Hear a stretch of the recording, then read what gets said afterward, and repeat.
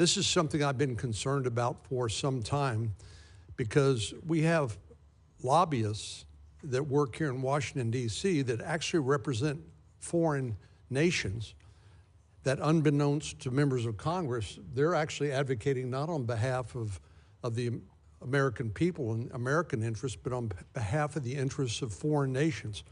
Now, there is a loophole called the Lobbyist Disclosure Act, which is frankly weak sauce when it comes to providing the kind of transparency that we need. Anytime somebody shows up in your office and is advocating for something purporting to represent American interests, but in fact is there motivated by and being paid by a foreign interest to advocate their interest, is that something that you would be willing to work with us to further reform and refine? Yes, and as you know from our time serving together on the Intelligence Committee as well, it's something we spend a lot of time talking and thinking about as well. And I would raise 3 points. The first is, look, the straight up, some foreign government hires a lobbyist. You know that because they're registered and we're aware of it. The second is more nefarious, and that is that you hire someone through a cutout, a third party, without aware of the fact that they are in fact being paid by a foreign entity, and sometimes dressed up as an American interest, when in fact it's furthering the interest of a foreign entity. And then the third, and it's one that I don't think gets talked about enough and it isn't covered by this law, but needs to be said, is some of the most effective and vociferous lobbyists on behalf of Chinese interests in the United States for a long time was U.S. corporations who had a pretty good deal going in China with regards to manufacturing and the like, and would come here and argue in favor of outcomes and policies that favored China. And by the way, China would weaponize this openly. They would, in fact, bring in CEOs of corporate America and encourage them to go back and talk to your member of Congress and tell them they better not do that, because if they do, companies like yours are not going to do very well in China. And that was weaponized against us, too. That's not illegal, but it's most certainly troubling and something we need to have our eyes open to as well as we move forward. Well, that's a perfect segue into my last question, and this has to do with outbound investment transparency. As you know, the Senate has passed legislation providing for a reporting requirement for American companies who are investing in China. It's not a prohibition, it's merely a disclosure requirement because the unique circumstances that you're well aware of that China provides. There is no division between civilians or the private sector and government. Under Chinese law, the private sector, so-called private sector, is required to share any and all information that might be of use to the People's Liberation Army or to the Chinese intelligence agencies. And it is not a stretch to say that due to the tactics of people like, or strategies really, of people like Deng Xiaoping, who said, hide your motives and bide your time, we've seen massive U.S. investment in China, which has not only helped them rebuild their economy, which is fine, but more ominously rearm their military, modernize their military so that they become a threat not only to their neighbors in the region, but to world peace. We can all imagine a nightmare in which China decides to take Taiwan, which President Xi said he's committed to do. So I think it just makes sense for us to have more transparency so that as policymakers, we can then figure out what is the right policy. I could care less whether American companies want to build more Burger Kings or Starbucks in China, but I do care if American companies are investing in dual-purpose technology or in ways that would undermine the national security of the United States. Do you share that concern? Absolutely, and in fact, I shared it beyond just simply what you've discussed. This was a few years ago when the Thrift Savings Plan, the retirement, 401k basically for federal workers, was investing in funds that are going directly to Chinese military use. So you think about it, there were people serving in the armed forces of the United States whose retirement funds were being invested in companies that were building the weapons designed to one day blow the ship that they served on, even the Indo-Pacific. And in the case of other private sectors, you're right, every sector is not created equal in terms of the threat they pose to our country. But at a minimum, we should have insight into whether American investment dollars, be they institutional or individual, are going through the funding of activities designed to undermine the United States of America. That's a core national security interest. Thank you and Godspeed. Senator Kane. Thank you, Mr. Chair. Ranking Member Shaheen, welcome the opportunity to work with you in this Congress. Senator Rubio, congratulations on your nomination. If you're watching the hearing, you probably notice senators coming in and out, and most people understand why that is, but for those who don't, we have a lot of other hearings, a lot of other responsibilities. We get in a queue and kind of know when our questioning time is coming up.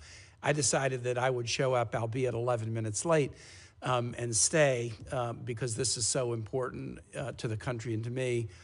But I think for those of you who have watched this hearing that was gavelled in at 10, what you've seen is a nominee who is extremely well prepared.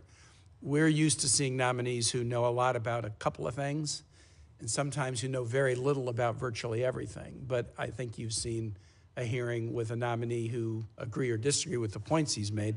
He's not talking out of a briefing book. He's not having a thumb through a binder to decide how to answer a particular question. I've always been struck in working with Senator Rubio on this committee since I came to the Senate in January of 2013 that he has a very well-developed sense of the world and a passion and interest in all corners of it. I was particularly happy that he was nominated for two reasons. One, we have worked together significantly on legislation touching many different areas over the years, and one was referred to by Senator Shaheen, legislation to send a clear message that NATO and the U.S. participation in NATO is not just simply an executive priority that could come and go depending upon the Article II Commander-in-Chief, but it was also something so important that Congress would say that the membership of the United States in NATO is something that Congress would want to weigh in on should there ever be a decision by an executive that we should back out of NATO. And I think sending that message from Congress has been a very important thing that has led to a NATO that is expanding. Finland and Sweden, where the polling would have been de minimis 10 years ago for joining NATO, are now in. And I think a strong message from Congress is part of that. Obviously, the fear of Russia is a huge part of it, but a strong message of congressional support is part of it. I'm particularly proud that the Virginia National Guard has now struck a deal under the State Partnership Program where we are partners with the military in Finland, a very capable military. And the first exercises of the Virginia Guard with the Finnish military will start next month. I'm very excited about that. The second reason I was particularly gratified to see Senator Rubio nominated for this position is he cares about the Americas. I cast my first vote in a presidential election in 1976. I have not seen a single administration, Democratic or Republican, that has devoted enough attention to the Americas. We devote attention to it in a time of crisis and then move our attention elsewhere. It seems like secretaries of state have often thought that the world only has an east-west axis and not a north-south axis, and Senator Booker addressed that with his questions around the attention that should be paid by the United States to Africa. I feel that very strongly about the Americas. I don't have to ask Senator Rubio questions to gauge his interest and attention level. Everyone who comes before the committee tells us they're really interested in the Americas, only to find that they end up spending all their time somewhere else. I don't have to ask that question of this nominee to know that he has a passion about the nations that are our nearest neighbors, a passion about the nations who are so connected to us in our cultural roots and in our family ties. And it is so important, not just because China and other nations are now getting into the area. I don't want to have a new Monroe doctrine that we only care about it to keep Europe out of it. We only care about it to keep China out of it. We ought to be paying attention because we're connected to these nations, and things will go better for us if things go better for them. So to you, Senator Rubio, I'm very, very happy that you're nominated for this position. Two comments, then one particular question. One, the status of career ambassadors. I think it is a norm for every administration to ask ambassadors to tender their resignations, and it is certainly the norm for the political ambassadors to be politely let go the day that the new administration comes into place. And I think that's an expectation that everybody has. We get that. For the career ambassadors that are in place, they have been asked to tender their resignations to the incoming administration, and that's normal. But I would hope that the administration would consider, if their career keeping him in place until their successors are ready. Because to swap out a career ambassador for a career chargé does not advance our ability in any way to operate in nations. There is a cachet that comes with being a confirmed ambassador that really helps you with continuity and diplomacy in these nations. So I know that that's a decision that the president makes, but I hope as you have a conversation with the national security and diplomacy team, you might encourage the administration, yes, you're going to replace the politicals with career chargés, but don't replace the career ambassadors until you're ready to put somebody in place, which we know can often take quite a while for the administration to even forward nominees, much less the time to get through the committee process. That would be a comment. And then the second is more for colleagues, really, rather than for Senator Rubio.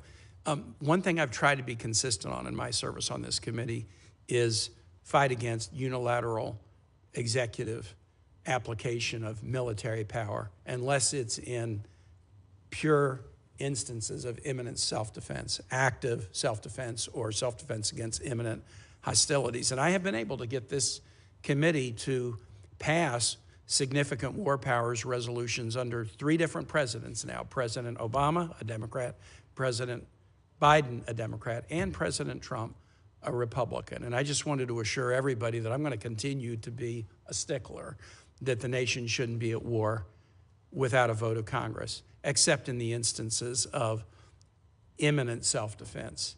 And I will do that because I have done that under presidents of both parties, and I'll continue. Senator Rubio, now to the question. And you alluded to this very briefly in one of the comments that you made about the nation of Paraguay. Not only do we not devote enough attention to the Americas, but when we do, we devote attention to the headaches. And the headaches abound in the Americas and elsewhere. And so we've talked about Haiti, a problem. We've talked about Venezuela, a problem. But so often we don't pay attention to lift up, elevate, provide resources to celebrate the nations in the Americas that are doing things right. And so when I travel through the region, and I'm sure you've heard the same thing, I hear these nations that are doing things right. Why won't you pay attention to us? Ecuador threw out a pro-China government, put a pro-U.S. government. All they wanted was a trade deal. We want to be closer to the United States. We're the only nation on the Pacific coast of the Americas that doesn't have a trade deal with the United States. This administration, I've been critical about the Biden administration, didn't do anything to advance that cause. Talk to us about some of the nations in the Americas that you think are doing things right and what we ought to do to help those nations, because we'll be much more likely to spread the right if there are other nations in the region that are doing better and better and better than if we're just trying to lecture people about how to improve. Well, just as a general matter, one of the things that's always struck me is that the region, and then maybe this is true in other parts of the world as well, but particularly in the region, it's almost better to be America's adversary or enemy than friend, because there's the impact of friendship or the benefits of friendship are not tangibly clear to a lot of them. And you know, I've seen that expressed time and again over multiple years. And it's easier to pay attention to a headache. You're going to sanction, you know, some country that's not acting in anti-American ways, but the people that are sort of doing it the right way or want to be cooperative, they're ignored, and the countries that are doing it the right way are ignored. So I think there are a number of countries that right now as we speak, and I always say this with caution because I may not mention one country and they say, well, they left us out, but I just want to point to a few that I think are present and clear for us. You mentioned one with Ecuador. Ecuador was actually left out of CAFTA because at the time, the people in charge didn't want to be a part of anything with us. They're facing some real security threats that are unique to Ecuador's history.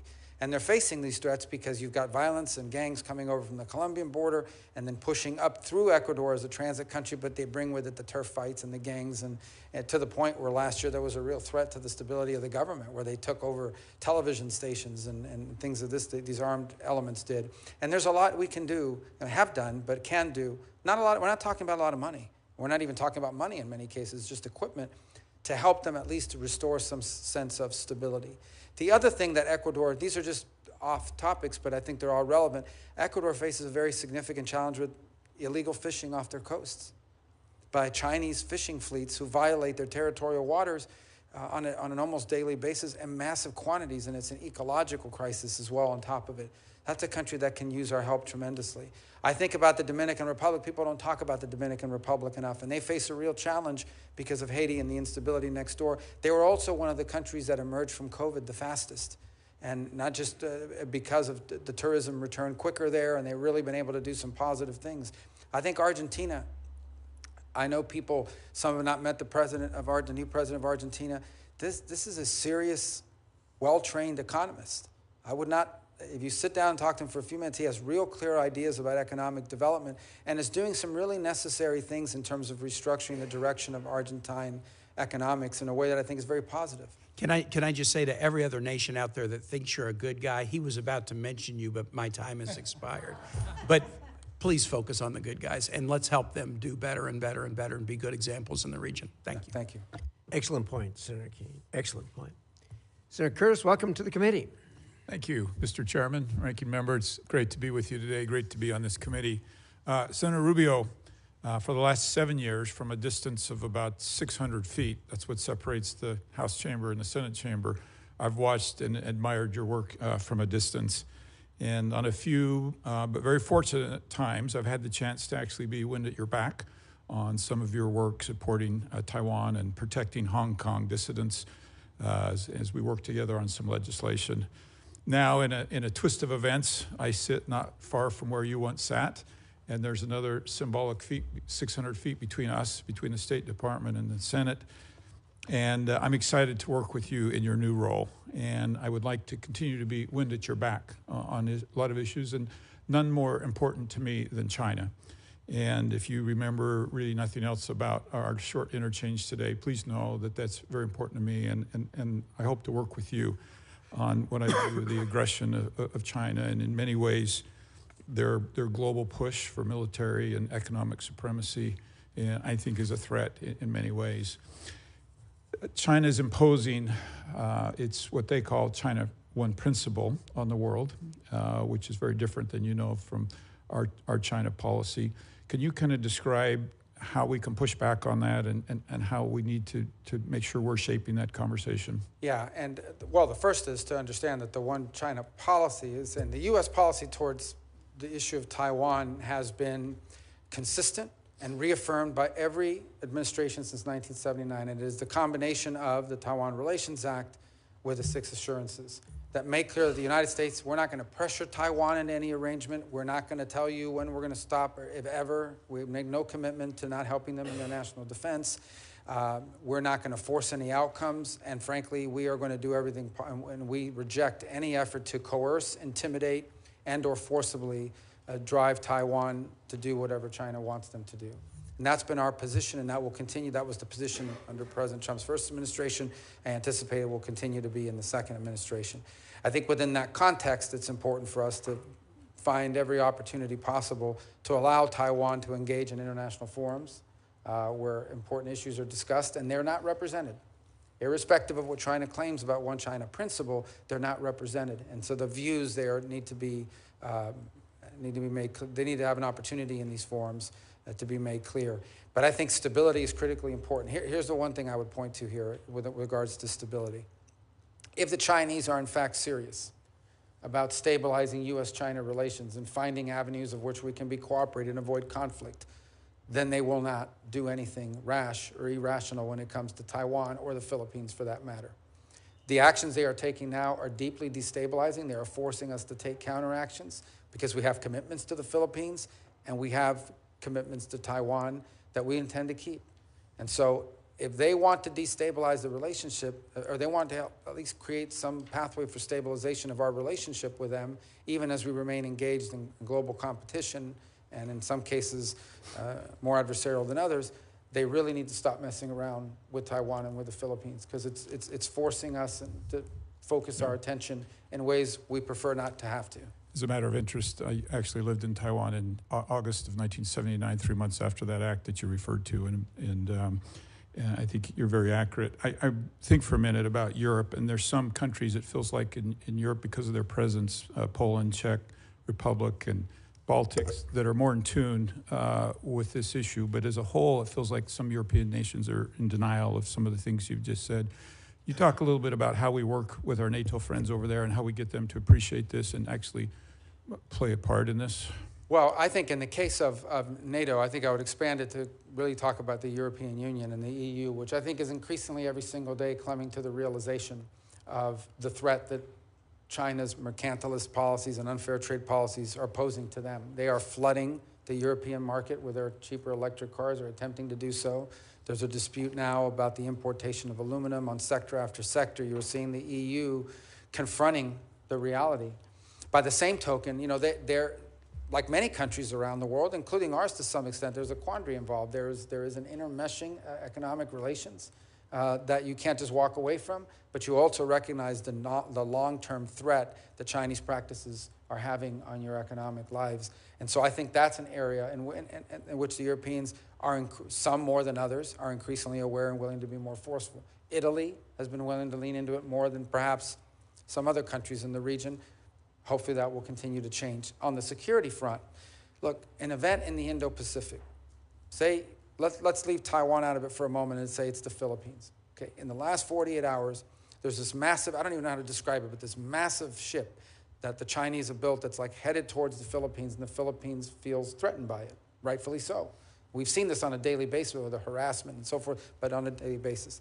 If, God forbid, there is some miscommunication or some inadvertent conflict emerges there, and we have obligations to them, the impact that will have on the entire globe, the impact that it will have on the entire globe is enormous, and that includes Europe. So they have a selfish, vested interest in seeking for the Chinese to curb their behaviors.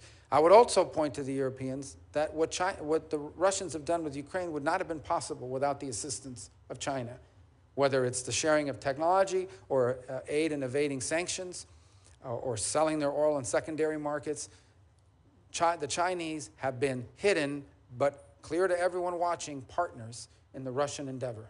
Yeah. And the Europeans know this, and they need to be continually reminded of it, because it reveals the nature of who we're dealing with. That was actually my next question, so I'm going to skip that one, but thank you for addressing that. I want to turn to Hong Kong. I mentioned I lived over in that area, and I actually remember as a young man in the 1980s shopping for a camera in Hong Kong. As a businessman in the 2000s, I tried to sell my product over there in Hong Kong. I've been over there a number of times as a tourist and just enjoyed that beautiful city. And unfortunately today, none of that is possible. As a matter of fact, I actually have a warrant for my arrest over there because of the work in the house that I've done over there. Can you talk a little bit about the role there, and what's even worse is Hong Kong's now playing a role in facilitating sanctions evasion and money laundering. And can you address that issue? And well, I think it's important to take 30 seconds down memory lane. Hong Kong was turned over by the UK with a strong set of assurances that it would remain autonomous and independent. It would be governed by the Chinese, but independent. They would have a democracy. There would be free enterprise. They would be left alone. In essence, they would, that's the promises they made. They have violated over time, they violated every promise. They basically broke the deal. Just like they lied about all the island chains that they said they weren't going to populate and militarize, and they have done so as well. And so today, we cannot consider Hong Kong to truly be autonomous anymore. It is not. It is now under the full control, especially on national security matters, of Chinese authorities. And it should not be surprising to us that these deeply rooted banking institutions that are in Hong Kong, who long have served as financial capital on the global scale, are now being used to the benefit of the communist